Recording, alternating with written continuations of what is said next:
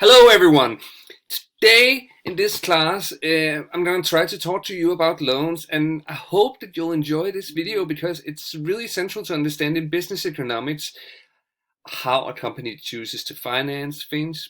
Of course, it's also an important aspect of your private finances, but it's just as well a situation where you need to look at what's preferable for a company. The reason why this is so important is because liquidity is so important. The reason why this is so important is because if the bank is not able to borrow your money or won't borrow your money, we'll end up in a bit of a struggle. That's what actually happened during that financial crisis.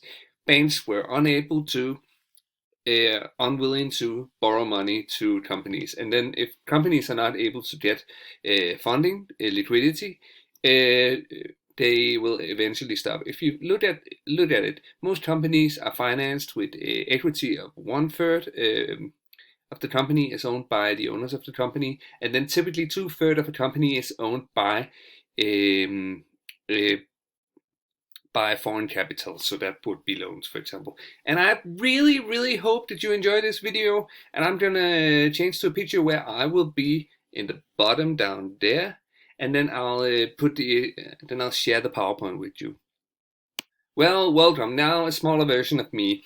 Today, first I'm going to talk about capital expenditure loans. And capital expenditure loans is loans for acquisition of fixed assets. For example, fixed asset could be a building, it could be a car, it could be a machine, it could be many different things.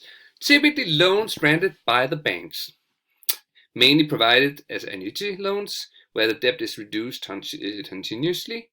The interest loan is usually variable, but fixed interest rate can be agreed on. I know that this might also be interesting to see at the moment because we have a zero interest level at the moment. So in these days, things might be a bit different, but what we focus on in these chapters is this.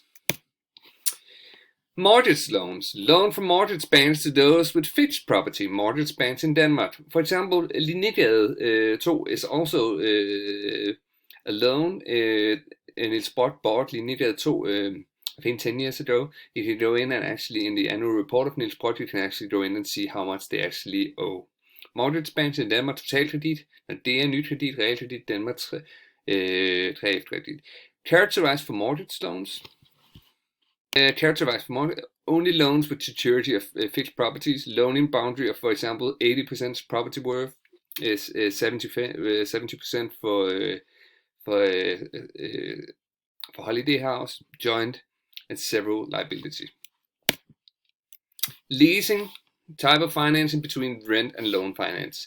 If you lease a car, you don't own it, but you own the right. You have the right to use it. You don't own the car, but then you're not stuck with the problems if something goes wrong with your car. So there are many positive things to say about leasing. Leaser have ownership of leased object. Leasee has the right to use the leased object. Operational leasing. Leasee has obligations to maintain the assets. Leasee has the obligation and risk of the assets, meaning leasee pay for necessary insurance and cover most of the costs in relation to repairment. That means that, for example, if you have found that you want to lease a very expensive car, you can be pretty sure that when you return the car, things will have to be maintained on it. And who will have to cover that? You. No one else. Anyway, if financial leasing, a leasing company at a producer or a seller purchase assets, the asset is the user of a given asset. Leasee have the obligation to maintain the asset. Leasee has the obligation to risk of the assets, meaning the leasee pays for necessary insurance and cover most of the costs. Supplier credit. Supplier credit equals to flexible type of financing as it is adjusted to the company's purchase of goods. Those with long supplier credit pay a higher price for the goods than those with short supplier credit might lose the benefit of a cash credit. That should make sense for you guys. Crowdfunding is another way to finance, as we have seen several interesting examples with it. One of the examples that many people remember is the example with the toothbrush. Crowdfunding is a way in which new firm can raise money to a project through gathering of financial support from a larger group of donors. Crowdfunding is also known as network financing. Capital from crowdfunding is described as intermediary between equity and debt, depending on what is promised in connection with the project. And that's what's really important with crowdfunding, because you might think, okay, this is just a great idea, it's an easy way to get money, but then again, if you have the internet full of people being disappointed or not getting the product that you promised them, you'll get so much negative press that then you can think, okay, was it really worth it, or should I just have borrowed the money from the bank or from someone else that wouldn't put me in a situation where I would be vulnerable for a media attack, especially if you're doing something in relation to a business to consumer market. You will be very vulnerable for attacks. So it's really important that you know exactly what to do, and that you know that you haven't promised people something that you can't uphold. If you do that, it's recommendable. If we look at the effective annual interest rate, the interest rate that is actually earned and paid in investment, loan, and our financing part, often even higher than nominal interest. Short-term payment result in a higher effective interest rate than long-term period, very similar to the percentage rate. Effective interest on an amortization loan, a loan with a fixed payment every term for the entire duration of the loan, could be, if you see here,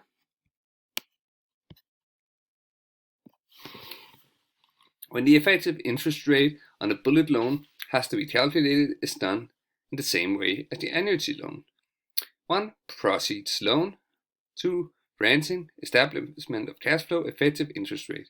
When establishment of a cash flow is found, the loan is given, annually paid, and after the agreed period, the original amount of the interest is paid.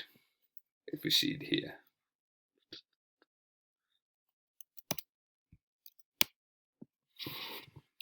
Effective interest on a leasing agreement. If we see here the the cash flow, we see the first year 1.2 million, year 1, 2, 3, and 4, annually leasing on the machine, 35% of 1.2, 420,000. So that's what you actually pay for having the machine these 4 years. Effective interest of an overdraft facility. You can use this equation,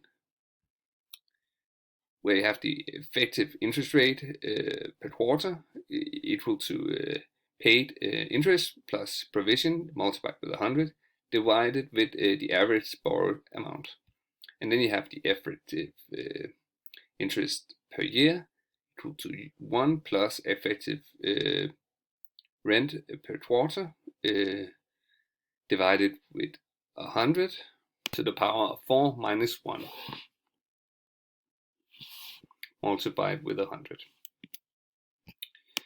Effective interest rate on supplier credit. We also have the interest here.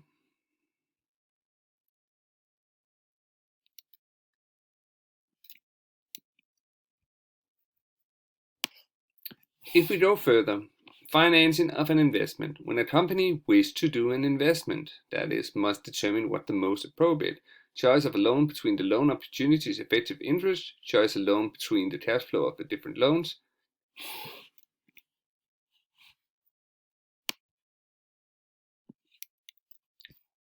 Look at this. So, choosing a loan, example 1 million DKK loan, annuity loan, some repayment of 240, standing loan, 8% interest, 1.4 million in repayment. Choice on based on cash flow, taking the cash flow into consideration. We have the annuity loan here, fixed loan here. Conclusion, standing loan is best consideration to liquidity. Annuity loan is the best consideration of the effective interest. Choose annuity loan if the company has the liquidity. So that's where you need to go in and look at the liquidity of the company. The liquidity is of course essential for most companies.